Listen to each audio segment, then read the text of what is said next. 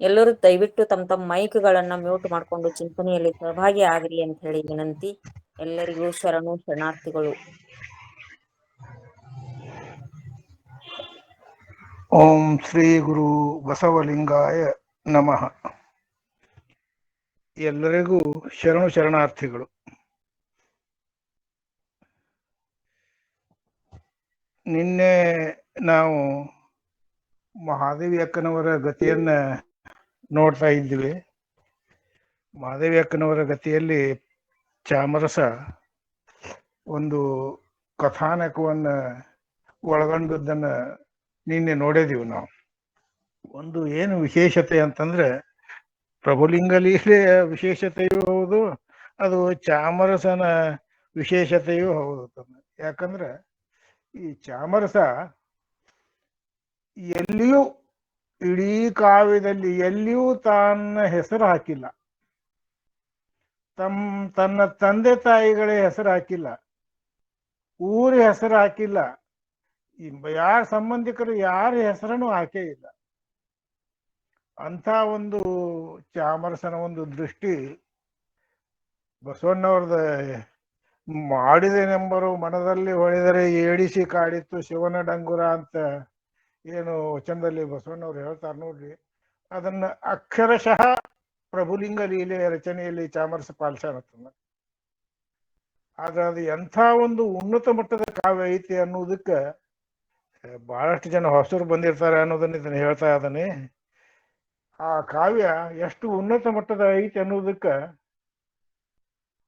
ಅದನ್ನ ರಚನೆ ಮಾಡಿದ 150 ವರ್ಷಗಳ ಅಂತರದಲ್ಲಿ ಅದು ಇಬ್ರು ಅದನ್ನ ತಮಿಳ್ನಾಗ ಭಾಷಾಂತರ ಮಾಡ್ಯಾರ, ಬೇರೆ ಬೇರೆ ರೀತಿಯಲ್ಲಿ, ಅಂದ್ರೆ ಬೇರೆ ಬೇರೆ ಛಂದಸ್ಸಿನಲ್ಲಿ. ಹಾಗೆ ಇಬ್ರು ತೆಲುಗಿನಲ್ಲಿ ಭಾಷಾಂತರ ಮಾಡ್ಯಾರ, ಒಬ್ರು ಮರಾಠಿಯಲ್ಲಿ ಭಾಷಾಂತರ ಮಾಡ್ಯಾರ, ಮತ್ತೊಬ್ರು ಸಂಸ್ಕೃತದಲ್ಲಿ ಭಾಷಾಂತರ ಮಾಡ್ಯಾರ. ಇಂದಿನ ದಿನಮಾನಗಳಲ್ಲಿ ಭಾಷಾಂತರ ಮಾಡೋದು ಕಷ್ಟ ಅಲ್ಲ, ಯಾಕಂದ್ರೆ ಭಾಷಾಂತರಕ್ಕೆ ಈಗ ಗೌರ್ಕ್ ಬಂದದ ನೋಡ್ರಿ, ತನ್ನಷ್ಟಕ್ಕೆ ತಾನೇ ಅದು ಭಾಷಾಂತರ ಆಗ್ತದ. ಹಾಗೆ ಈ ಒಂದು ಕಾಲಘಟ್ಟವೇ ಬೇರೆ. ಚಾಮರಸ ಬದುಕಿದ್ದ 15ನೇ ಶತಮಾನದ ಕಾಲಘಟ್ಟವೇ ಬೇರೆ. ಅಲ್ಲಿ ಇನ್ನೂ ಮುದ್ರಣ ಕಾರ್ಯ ಪ್ರಾರಂಭ ಆಗಿದ್ದಿಲ್ಲ. ಆ ಪ್ರಸಂಗದಾಗ ಚಾಮರಸ ತನ್ನ ಒಂದು ಕಾವ್ಯವನ್ನು ರಚನೆ ಮಾಡಿದಾಗ ಅದು ಎಂಥ ಪರಿಣಾಮ ಬೀರ್ತು ಅನ್ನೋದನ್ನು ನಾನು ನಿಮ್ಗೆ ಈಗ ಹೇಳಿ ನೋಡ್ರಿ. ಅದಷ್ಟೇ ಅಲ್ದೇನೆ ಚಾಮರಸನ ಒಂದು ಈ ಪ್ರಭುಲಿಂಗ ಲೀಲೆ ಏನದ ನೋಡ್ರಿ, ಅಲ್ಲಿಯೂ ಕೂಡ ಎಷ್ಟೋ ಒಂದು ಇಂಥ ರಹಸ್ಯಗಳನ್ನ ಚಾಮರಸ ಉಳಿಸ್ಕೊಂಡು ಬಂದಾನಂತ, ಕಾಪಾಡಿಕೊಂಡು ಬಂದ. ಆ ಒಂದು ವಿಶಿಷ್ಟ ಒಂದು ಅಂಶವನ್ನ ಅಥವಾ ಪ್ರಸಂಗಗಳನ್ನು ನಾನು ನಿಮಗೆ ಆಗಾಗ ಹೇಳ್ತಾ ಹೋಗ್ತಿರ್ತೇನೆ. ನೀವು ಆ ಪ್ರಸಂಗವನ್ನು ನೀವು ನೋಡಿದ್ರಂತೆ. ಚಾಮರಸ ಕುಮಾರವ್ಯಾಸನ ತಂಗಿಯ ಗಂಡ ಏನ್ ಅಂದ್ರೆ ಕುಮಾರವ್ಯಾಸ ಗದಗಿನವ, ಅಂದ್ರೆ ಚಾಮರಸ ಅಲ್ಲೇ 4-5 ಮೈಲು ಅಂತರದ ಅಥವಾ 6-7 ಕಿಲೋಮೀಟರ್ ಅಂತರದ ಕೋಟು ಮುಚ್ಚಿಗೆ ಅವ. ಅಲ್ಲೇ ಎಲ್ಲ ಒಂದೇ ಪ್ರದೇಶದವ್ರ ಅನ್ಬೇಕಾದ್ರೆ ಅಂತ ಒಬ್ಬ ಈ ಚಾಮರಸ ಎಂಥ ಒಂದು ಅದ್ಭುತವಾದಂತ ಕಾವ್ಯ ಶಕ್ತಿಯನ್ನು ಹೊಂದಿದ್ದ ಅನ್ನುವುದಕ್ಕೆ ಸಾಕ್ಷಿಯಾಗಿ ಇದೊಂದೇ ಅವನ ಕೃತಿ ನಮಗ ಸದ್ಯಕ್ಕೆ ಲಭ್ಯ ಇರೋದು. ಬೇರೆ ಅವನ ರಚನಾ ಮಾಡ್ಯಾನೋ ಇಲ್ಲೋ ಗೊತ್ತಿಲ್ಲ, ಆದ್ರೆ ಈ ಒಂದು ಕೃತಿ ಎಷ್ಟೊಂದು ಅದ್ಭುತವಾಗಿ ಮೂಡಿ ಬಂದದ ಅನ್ನೋದಕ್ಕೆ ಈ ಭಾಷಾಂತರಗಳನ್ನ ಈಗ ನಿಮ್ಗೆ ಹೇಳಿ ನೋಡ್ರಿ, ಇದೇ ಸಾಕ್ಷಿ ಆಯ್ತು. ಹಂಗ ಈ ಪ್ರಭುಲಿಂಗ ಲೀಲೆಯಲ್ಲಿ ಚಾಮರಸ ಶಿವಯೋಗದ ಒಂದೊಂದೇ ಘಟ್ಟಗಳನ್ನ ರೂಪಿಸ್ತಾ ಅಥವಾ ನಿರೂಪಿಸ್ತಾ ಹೋಗ್ತಾನ ಅನ್ನೋದನ್ನು ನಿಮಗೆ ಹೇಳೇನಿ. ಆಗ ಈ ಶಿವಯೋಗ ಆಚರಣೆಯನ್ನ ನಿರೂಪಿಸುವಂತ ಈ ಒಂದು ಪ್ರಭುಲಿಂಗ ಲೀಲೆಯಲ್ಲಿ ನಿನ್ನೆ ನಾವು ಮಹಾದೇವಿ ಅಕ್ಕನವರ ಗತಿಯನ್ನ ನೋಡ್ತಾ ಇದ್ದೀವಿ. ಮಹಾದೇವಿ ಅಕ್ಕನವರು ಉಡುತಡಿಯಲ್ಲಿ ತಂದೆ ತಾಯಿಗಳಿಗೆ ಏನು ಜನಿಸ್ತಾರಲ್ಲ, ಅತ್ಯಂತ ಪಾರ್ವತಿಯ ಒಂದು ಉನ್ನತ ಮಟ್ಟದ ಒಂದು ಸೌಂದರ್ಯ ಏನೈತೆ ನೋಡ್ರಿ, ಆ ಒಂದು ಸೌಂದರ್ಯವನ್ನೇ ಅವರು ತಗೊಂಡು ಬಂದಿದ್ರು ಅಂತನ್ನುವುದಕ್ಕ ಬಹಳಷ್ಟು ಕಡೆ ಆ ಒಂದು ಇದು ಸೂಕ್ಷ್ಮವಾಗಿ ಬರ್ತದೆ. ಹಿಂಗ ಈ ಮಾಯಾದೇವಿ ತಾಮಸ ಕಳೆಯನ್ನು ಹೊತ್ಕೊಂಡ್ಬಂದಿದ್ರ ಅಕ್ಕ ಮಹಾದೇವಿಯವರು ಸಾತ್ವಿಕ ಕಳೆಯನ್ನು ಹೊತ್ತುಕೊಂಡು ಬಂದಂತಹ ಒಂದು ವ್ಯಕ್ತಿ ಅನ್ನೋದನ್ನ ನಾವು ನಿನ್ನೆ ನೋಡಿದೀವಿ ನೋಡಿ. ಆಗ ಅಲ್ಲಿ ಮಹಾದೇವಿ ಅಕ್ಕನವರು ಒಂದು ಬಾಗಿಲಲ್ಲಿ ನಿಂತಾಗ ಅರಸ ಕೌಶಿಕ ಬೇಟೆಯಾಡಿ ಮನೆಗೆ ಹೋಗುವಾಗ ಮಹಾದೇವಿ ಅಕ್ಕನವರನ್ನ ಕೌಶಿಕ ನೋಡ್ತಾನೆ. ನೋಡಿದಾಗ ಒಂದೇ ಒಂದು ಸಲ ನೋಡಿದಾಗನೇ ಅವಾಗ ಅತ್ಯಂತ ಒಂದು ಭಾವ ತುಂಬಿ ಬಂದ ಭಾವ, ಇಂಥ ಸುಂದರ ಹೆಣ್ಣುಮಗಳನ್ನ ನಾನು ನೋಡೇ ಇಲ್ಲ ಅನ್ನುವಂಥ ಅರ್ಥದಲ್ಲಿ ಅವ ವಿಚಾರ ಮಾಡ್ತಾನ. ಹಾಗಾಗಿ ಅವ ತನ್ನ ಒಂದು ಆಳು ಹೆಣ್ಮಕ್ಳನ್ನ ಕಳಿಸಿ ಸಂಬಂಧ ಕುದುರಿಸಿ ಪ್ರಯತ್ನ ಮಾಡ್ತಾನ. ತಂದೆ ತಾಯಿ ಆಕಿ ಮಹಾದೇವಿ ಅಕ್ಕನವ್ರ ಮೇಲೆ ಹಾಕ್ತಾರ. ಮಹಾದೇವಿ ಅಕ್ಕನವ್ರ ಒಂದು ಉಪಾಯ ಮಾಡಿ ಆ ಒಂದು ತನ್ನ ಕಾರ್ಯ ಸಾಧನೆ ಮಾಡುವಾಗಿ ಒಂದು ಕರಾರುಗಳನ್ನು ಹಾಕ್ತಾರೆ ನೋಡಿ. ಆ ಕರಾರುಗಳಿಗೆ ಕೌಶಿಕ ಹೊಂದ್ಕೊಳ್ಳೋದಿಲ್ಲ ಅಥವಾ ಒಪ್ಪುವುದಿಲ್ಲ ಅಂತಂದಾಗ ಅವನಿಂದ ಬೇರೆಯಾಗಿ ನಿನ್ನೆ ಹೋಗುವುದನ್ನ ನೋಡಿದೀವಿ. ಅಲ್ಲಿಂದನೇ ನಾವು ಇವತ್ತ ಶುರು ಮಾಡೋಣ. ನಿನ್ನ ಕೊನೆಯ ಪದ್ಯವನ್ನ ನಾ ನಿಮಗೆ ಈಗ ಹೇಳಿ ಮುಂದೆ ವರಿತನತನ. ನಮಗೆ ಶಿವಭಕ್ತಿಯನ್ನು ಮಾಡುವ ಸಮಯ ಒಳವಡದು ಎನ್ನಲು ನೃಪತಿಗೆ ರಮಣಿ ನುಡಿದಳು, ನಮಗೆ ನಿಮ್ಮಯ ಸಂಘ ಒಳವಡದು, ನಿಮಗೆ ನಾವಿನ್ನುತ್ತರಾಯಿಗಳೆಮಗೆ ಬಂಧನ ಬಿಟ್ಟುದು ಎನ್ನುತ್ತ ಆ ಕಣ್ಮಿದಲು ಹುಟ್ಟುಡುಗೆಯೇನು ತೊಡುಗೆಯೇನು ಇತ್ತಳು ಅರಸಂಗೆ ಅಂತ ಬರ್ತದೆ. ಈಗ ಈ ಒಂದು ಪದ್ಯವನ್ನು ನಿನ್ನೆ ನಾವು ಸ್ವಲ್ಪ ಅವಸರದಾಗ ನೋಡಿ ಬಿಟ್ಟು ಹೋಗಿದೀವಿ ನೋಡ್ರಿ. ಇಲ್ಲಿ ಮುಖ್ಯವಾದಂತ ಒಂದು ಶಬ್ದವನ್ನು ನಾನು ನಿನ್ನೆನೆ ಹೇಳಿ ನೋಡ್ರಿ. ಕೌಶಿಕನಿಗೆ ಅಥವಾ ಕೌಶಿಕ ಮಹಾರಾಜನಿಗೆ ಮಹಾದೇವಿಯಕ್ಕನವರು ಉತ್ತರಾಯಿಗಳಾಗ್ತಾರ. ಅದರ ಅರ್ಥ ಅವಂದು ಒಂದು ಮುಖ ಒಂದು ಕಡೆ, ಮಹಾದೇವಿಯಕ್ಕನವ್ರ ಮುಖ ಒಂದು ಕಡೆ, ಅಥವಾ ಅವನ ವಿಚಾರಧಾರೆ ಒಂದು ಕಡೆ, ಮಹಾದೇವಿ ಅಕ್ಕನವರ ವಿಚಾರಧಾರೆ ಒಂದು ಕಡೆ, ಅವನ ಭಾವ ಒಂದು ಕಡೆ, ಮಹಾದೇವಿ ಅಕ್ಕನವರ ಭಾವ ಇನ್ನೊಂದು ಕಡೆ, ಅಥವಾ ಅದರ ವಿರುದ್ಧ ದಿಕ್ಕಿಗೆ ಅಂತ ಹೇಳುವ ಬದಲಾಗಿ ನಿಮಗೆ ನಾವಿನ್ನುತ್ತರಾಯಿಗಳು ಎಮಗೆ ಬಂಧನ ಬಿಟ್ಟುದು ಎನ್ನುತ್ತ ಆ ಕ್ರಮದಲ್ಲಿ ತುಡುಗೆಯನ್ನು ತೊಡುಗೆ ನಿತ್ತಳ ರಸಂಗೆ ಅಂತ ನಿನ್ನೆ ಒಂದು ಪದ್ಯದಾಗ ಹೇಳಿ ನೋಡ್ರಿ. ಇಲ್ಲಿ ಕೊನೆಯ ಸಾಲನ್ನು ನೋಡುವುದಂತ, ನಾವಿನ್ನು ಉತ್ತರಾಯಿಗಳು ಎಮಗೆ ಬಂಧನ ಬಿಟ್ಟುದು ಎನ್ನುತ್ತ ಆ ಕ್ರಮದಲ್ಲೂ ಹುಟ್ಟುರಿಗೆ ಏನು ತೊಡಿಗೆ ಏನು ಇತ್ತಳು ಅರಸಂಗೆ ಅಂತ ಚಾಮರಸ ತಿಳಿಸ್ತಾನೆ ನೋಡಿ. ಹುಟ್ಟುಡುಗೆಯನ್ನ ಕೊಟ್ಲು ಅಂತ ಅಷ್ಟೇ ಅಲ್ಲಿ ಬರ್ತದೆ. ಆ ಹುಟ್ಟುಡುಗೆಯನ್ನ ಕೊಡ್ತಾಳ ಅನ್ನೋದು ಕ್ರಮದಲ್ಲಿ ಹುಟ್ಟುಡುಗೆಯೇನು ತೊಡುಗೆಯೇನು ಇತ್ತಳು ಅಂತದ. ಅಂದ್ರೆ ಏನಾಯ್ತು ಅಲ್ಲಿ ಅನ್ನೋದು ಇಲ್ಲಿಯೂ ಕೂಡ ಚಾಮರಸ ಮತ್ತೆ ಅದನ್ನ ಗುಪ್ತವಾಗಿಯೇ ಒಂದಿಷ್ಟು ಇಡ್ತಾನ ಅಂತ ನನ್ನ ಅಭಿಪ್ರಾಯ. ಅವಾಗ ಹುಟ್ಟುಡುಗೆ ಅಂತಂದ್ರೆ ನಾವು ಈಗೆಲ್ಲ ಬೇರೆ ಬೇರೆ ಇವು ಬಂದಾವ ಬಿಡ್ರಿ. ಆವಾಗ ಸೀರೆ ಮತ್ತು ಒಂದು ರೀತಿ ಈ ಕುಬ್ಸ ಅನ್ನಲ್ಲ ಬೇಕಾರೆ ಅಂತ ಒಂದು ಇದು ಅವನ್ನೇ ಕೊಟ್ಲು ಅಂತ ಅಲ್ಲಿ ಚಾಮರ್ಸ್ ಹೇಳ್ತಾನೆ ನೋಡ್ರಿ. ಬಂಧನ ಬಿಟ್ಟುದು ಎನ್ನುತ್ತ ಆ ಕ್ರಮದಲ್ಲೂ ಹುಟ್ಟು ಉಡುಗೆಯನ್ನು ಅಂದ್ರೆ ಸೀರೆ ಮತ್ತು ಕುಪ್ಪುಸವನ್ನ ಮತ್ತು ಇನ್ನಿತರ ಆಭರಣಗಳನ್ನ ಅರಸ ಹಾಕಿರ್ತಾನ ನೋಡ್ರಿ, ಅವನ್ನೆಲ್ಲನು ಕೊಟ್ಲು ಅಂತ ಅಲ್ಲಿ ಬರ್ತದೆ. ಅವಾಗ ಏನಾಯ್ತು ಅಂತಂದ್ರೆ, ಆತನಿದ ನೆರೆ ನೋಡುತ್ತಿರುವಳು ಅವಳಿಗೆ ಭೂತ ಹೊಡೆಯಿತೋ, ಮೇಣು ಪಿತ್ತದ ಧಾತು ಹೆಚ್ಚಿತೋ, ಸುಖದಲು ಉಂಡುಟ್ಟಿರಲು ಹೇಳಿದೊಡೆ ಏತಕಿವಳು ವಿರಕ್ತೇನೆ ವಿಪರೀತದಲ್ಲಿ ತಲೆಗೆದರಿ ಬತ್ತಲೆ ಕೌತುಕವ ಮಾಡಿದಳು ಶಿವ ಎನ್ನುತ್ತ ಅರಸ ಬೆರಗಾದ. ನಿನ್ನೆ ನಾ ನಿಮಗೆ ಹೇಳಿ ನೋಡ್ರಿ, ಕೌಶಿಕ ಶೈವ, ಅದಕ್ಕೆ ಶಿವನೇ ಅಂತ ಇಲ್ಲಿ ಶಿವನನ್ನ ನೆನಿತಾನತ್ತಂದ. ಹಾಗ ಇಲ್ಲಿ ಶಿವಮಾರ್ಗ ಅಂತ ಏನು ನಿನ್ನೆ ನಾವು ನೋಡಿದೀವಲ್ಲ, ಅದು ಅವ ಶೈವ ಆಗಲಕ್ಕ ಹೇಳ್ತಾರ ಅನ್ನೋದು ಅಲ್ಲ, ಆದ್ರೆ ಅದು ಶಿವಯೋಗದ ಮಾರ್ಗ ಅನ್ನೋದನ್ನ ನಾನು ನಿಮಗೆ ನಿನ್ನೆ ಹೇಳೇ ನೋಡ್ರಿ. ಹಂಗ ಆತನು ಏನು ಕೊಡ್ತಾನ ನೋಡ್ರಿ, ಅವಾಗ ಇದೇನಾಯ್ತದು, ಹಿಂಗ್ಯಾಕಾಯ್ತದು ಅಂತ ನನ್ನ ಇದ ನೆರೆ ನೋಡುತ್ತಾ ಇವಳಿಗೆ ಭೂತ ಹೊಡೆಯಿತು.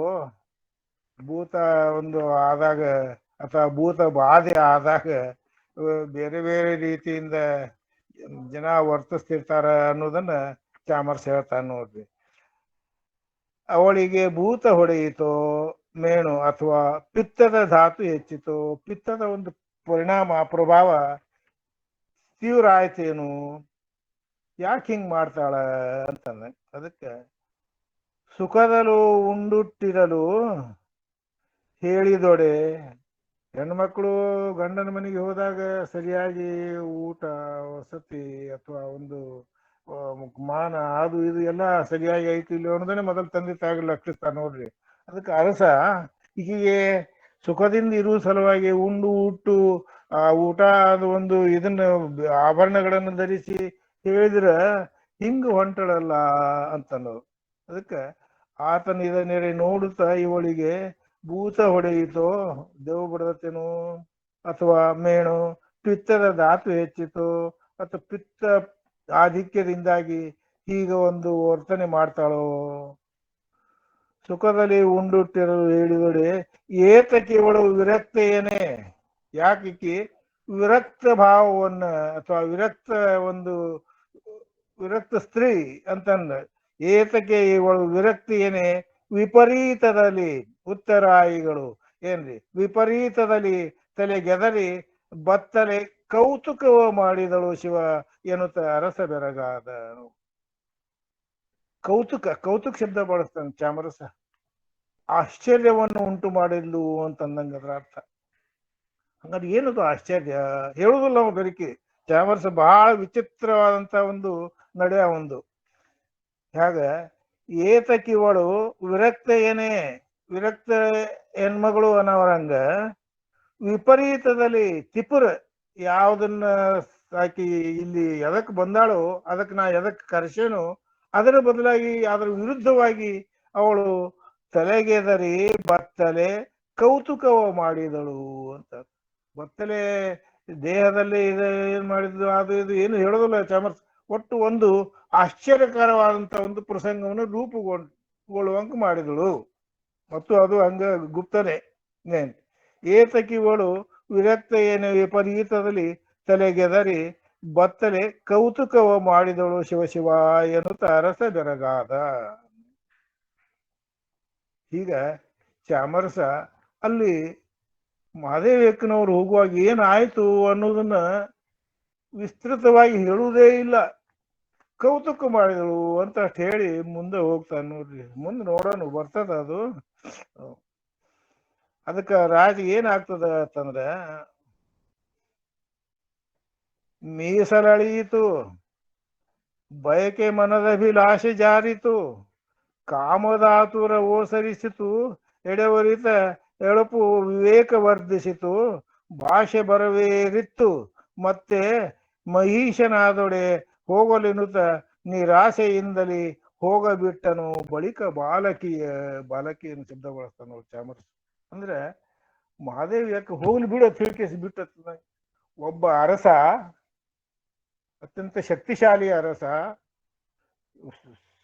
ಸೇವಕಿಯರು ಸಾಕಷ್ಟು ಜನ ಇರ್ತಾರ, ಸೇವಕರು ಇರ್ತಾರ, ಅವರು ಇವ್ರು ಏನ್ ಭಟರು ಇರ್ತಾರ ನೋಡ್ರಿ, ಅವ್ರು ಇರ್ತಾರ. ಅಷ್ಟೆಲ್ಲಾ ಇದ್ದಾಗನು ಕೂಡ ಅವ ಮಹಾದೇವಿ ಅಕ್ಕನವರನ್ನ ಕರ್ಕೊಂಡು ಬರುವ ಸಲುವಾಗಿ ಅವ್ರನ್ನ ಹೇಳಬಹುದಾಗಿತ್ತು, ನೇಮಿಸಬಹುದಾಗಿತ್ತು, ಒತ್ತಾಯ ಹೇಳಬಹುದಾಗಿತ್ತು. ಅದು ಯಾವುದೂ ಮಾಡೋದಿಲ್ಲ ನೋಡ್ರಿ. ಯಾವುದೂ ಮಾಡ್ಲಾರ್ದ ಕೌತಿಕವ ಮಾಡಿದಳು ಅನ್ನೋದನ್ನ ಚಾಮರಸ ಏನ್ ಹೇಳ್ತಾನೆ ನೋಡ್ರಿ, ಅದು ನೋಡೋಣ. ಮೀಸಲಾಳಿಯಿತು ಬಯಕೆ ಮನದಭಿಲಾಷೆ ಜಾರಿತು, ಕಾಮದಾತುರ ಓಸರಿಸಿತು, ಎಡೆವರಿ ತಳುಪು ವಿವೇಕ ವರ್ಧಿಸಿತು, ಭಾಷೆ ಬರವೇರಿತ್ತು. ಭಾಷೆ ಅಂದ್ರೆ ಕೊಟ್ಟ ಮಾತು. ಏನ್ ಭಾಷೆ ಬರವೇರಿತ್ತು, ಮತ್ತೆ ಮಹಿಷನಾದೊಡೆ ಹೋಗಲಿ. ಮಹಿಷ ಅಂದ್ರೆ ಅರಸ, ಭೂಮಿಯ ಒಡೆಯ ಅರಸ ಅನ್ನೋದು. ಮಹಿಷನಾದೊಡೆ ಹೋಗಲಿಂತ ನಿರಾಸೆಯಿಂದಲೇ ಹೋಗಬಿಟ್ಟನು ಬಳಿಕ ಬಾಲಕಿಯ ಅಂತ ಬಾಲಕಿಯನ್ನು ಶಬ್ದಗೊಳಿಸ್ತಾನೆ ನೋಡು. ಅಂದ್ರೆ ಇಲ್ಲಿ ಮಹಾದೇವಕ್ಕವರು ಒಂದ್ ರೀತಿಯಿಂದ ರಾಜನಿಗೆ ಶ್ರದ್ಧೆಯಿಂದ ಇರಬಹುದಾಗಿತ್ತು. ಅದು ಆ ರಾಜನ ಆ ಶ್ರದ್ಧೆನೂ ಹೋಗಿಬಿಡ್ತು. ಅವನ ಆ ಮನಸ್ಸಿನ ಒಂದು ಆಸೆನೂ ಹೋಗಿಬಿಡ್ತು. ಕಾಮುದು ಆತರ ಪಕ್ಕಕ್ಕೆ ಸರಿದು ಹೋಗಿಬಿಡ್ತು. ಹೀಗಾಗಿ ಆ ಜಾಗ ಬಿಟ್ಟು ಏನ್ ಮಾಡಿದು ಅಂತಂದ್ರೆ, ಮಹಾದೇವಿಯಕ್ಕನ್ನು ಪಡೆಯುವಂತ ಆಸೆ ಬಿಟ್ಟು ಅದನ್ನ ಬಿಟ್ಟು ಕೊಟ್ಟು ವಿವೇಕ ಹೆಚ್ಚಾಯಿತು. ಭಾಷೆ ಅಂದ್ರೆ ಕೊಟ್ಟ ಭಾಷೆ ಅಂತ ಅದು ತಪ್ಪಿತು. ಆಮೇಲೆ ಅರಸ ಏನ್ ಹೇಳ್ತಾರಂದ್ರೆ, ಹೋಗ್ಲಿ ಹಾಗಾದ್ರೆ ಹೋಗ್ಲಿ ಎಂದು ನಿರಾಶೆಯಿಂದ ಬಾಲಕಿಯನು ಹೋಗಬಿಟ್ಟನು. ಹೋಗ್ಲಿ ಅಂತ ನಿರಾಶೆಯಿಂದಲೇ ಹೋಗಿಬಿಟ್ಟನು ಬಳಿಕ ಬಾಲಕಿ ಅಂತ ಹೇಳ್ತಾನೆ ನೋಡ್ರಿ. ಈಗ ಇಲ್ಲೂ ಕೂಡ ಆ ಒಂದು ಕ್ರಿಯೆ, ಕೌಶಿಕನ ಕ್ರಿಯೆ ಯಾವ ಭಾವ ಅಲ್ಲಿ ತಡೆದ ಅವನನ್ನ ಅನ್ನೋದನ್ನ ನೋಡೋಣ. ಹಾಗ ಇಲ್ಲಿ ಮುಂದಿನ ಪದ್ಯ ಹೇಳ್ತಾನೆ ನೋಡ್ರಿ. ಹಿಡಿದ ಲಿಂಗದ ವರವಿಭೂತಿಯ ತೊಡಹದಂಗದ ಮೇಯ್ಗೆ ಮುಸುಕಿದ ಬಿಡುಮುಡಿಯ ಹೊದಕೆಯ ವಿಳಾಸತೆ ರಾಹು ಚಂದ್ರಮನ ಹಿಡಿದು ನೆಟ್ಟನೆ ನಿಂದು ನಿಗುರುತ ಪೊಡವಿಯಲಿ ಬಂದಿದ್ದುದೋ ಎನೆ ಕಡು ವಿರಕ್ತಿಯ ವೇಷ ಕಾಣಿಸಿ ತಿಂದು ವದನೆಯಲಿ ಅಂತ ಚಾಮರಸ ಮಹಾದೇವಕ್ಕನವರನ್ನ ಇಂದು ವದನೆ ಅಂತ ಕರೀತಾನ ನೋಡಿ. ಇಂದು ವದನೆ ಅಂದ್ರೆ ಚಂದ್ರಮುಖಿ ಅಂತ ನಾವು ಎಲ್ಲ, ಇಂದು ಅಂದ್ರೆ ಚಂದ್ರ, ಇಂದು ವದನೆ ಚಂದ್ರಮುಖಿ ಅಂತ ಚಂದ್ರನಷ್ಟು ಸುಂದರ ಅನ್ನುವ ಅರ್ಥದಲ್ಲಿ. ಹಾಗೆ ಇಲ್ಲಿ ಹಿಡಿದ ಲಿಂಗದ ಅಂತ ಶಬ್ದ ಬರ್ತದ. ಏನಿದು ಹಿಡಿದ ಲಿಂಗದ? ಲಿಂಗ ಅಂದ್ರೆ ಆ ಕೊಳ ಕಟ್ಟುವುದು, ಕೈಯಾಗಿ ಹಿಡಿಯುವುದು ಅನ್ನೋ ಪ್ರಸಂಗ ಬರ್ತದ ನೋಡಿ. ಅದಕ್ಕೆ ಹಿಡಿದ ಲಿಂಗದ ವರ ವಿಭೂತಿಯ ತೊಡಹದಂಗದ ಮೈಗೆ ಮುಸುಕಿದ ದುಡುಮುಡಿಯ ಹೊದಕೆಯ ವಿಳಾಸತೆ ರಾಹು ಚಂದ್ರಮನ ಹಿಡಿದು ನೆಟ್ಟನೆ ನಿಂದು ನಿಗುರುತ ಪೊಡವೆಯಲ್ಲಿ ಬಂದಿದ್ದುದೋ ಎನೆ ಕಡು ವಿರಕ್ತಿಯ ವೇಷ ಕಾಣಿಸಿತು ಇಂದು ವದನೆಯಲಿ ಅಂತ ಹೇಳ್ತಾರೆ. ಇಲ್ಲಿ ನಿಮಗೆ ಮೊದಲು ಲಿಂಗ ಅಂದ್ರೆ ಏನು ಅನ್ನೋದನ್ನ ಹೇಳಿ ಮುಂದೆ ಹೋಗ್ಲಿಕ್ಕೆ ಇಚ್ಛಾ ಪಡ್ತೇನೆ. ಲಿಂಗ ಅಂತಂದ್ರೆ ಅದೊಂದು ಭೌತಿಕ ವಸ್ತು ಅಂತ ನಾವು ತಿಳ್ಕೊಬಹುದು. ಆ ಕಾಲಕ್ಕೆ ಅದೇ ಆಗ ಬಸವಣ್ಣನವರು ಅದನ್ನ ಆಚರಣೆಯಲ್ಲಿ ತಂದಿದ್ರು. ಅದನ್ನ ಬಸವಣ್ಣನವರು ಅನೇಕ ಸಮುದಾಯಗಳನ್ನು ಒಂದುಗೂಡಿಸಿ ಆ ಎಲ್ಲಾ ಸಮುದಾಯಗಳಿಗೂ ಒಂದು ಸಾಮಾನ್ಯ ಒಂದು ಧ್ವಜದಡಿ ಅವ್ರನ್ನೆಲ್ಲರನ್ನ ತಂದು ಅವರನ್ನ ಲಿಂಗಾಯತ ಅಂತ ಕರೆದ್ರು ಅಂತ ಬರ್ತದೆ. ಈ ಶಿವಯೋಗ ಆಚರಣೆಯಲ್ಲಿ 3 ಶಬ್ದಗಳು ಬರ್ತಾವ. ಲಿಂಗ ಆಯತ ಅಥವಾ ಲಿಂಗಾಯತ, ಲಿಂಗ ಸ್ವಾಯತ, ಲಿಂಗ ಸನ್ನಿಹಿತ ಅಂತ. ಮೊದಲನೇ ದೀಕ್ಷೆ ಕೊಟ್ಟಾಗ ಅಥವಾ ತಗೊಂಡಾಗ ಲಿಂಗ ಆಯತವನ್ನು ಮಾಡ್ಕೋದು, ಎರಡನೇ ದೀಕ್ಷೆ ಕೊಟ್ಟಾಗ ಅಥವಾ ತಗೊಂಡಾಗ ಲಿಂಗ ಸ್ವಾಯತವನ್ನು ಮಾಡ್ಕೋದು, ಮೂರನೇ ದೀಕ್ಷೆ ಕೊಟ್ಟಾಗ ಅಥವಾ ತಗೊಂಡಾಗ ಲಿಂಗ ಸನ್ನಿಹಿತನ ಮಾಡ್ಕೊಳ್ಳೋದು ಅಂತ ಬರ್ತದೆ.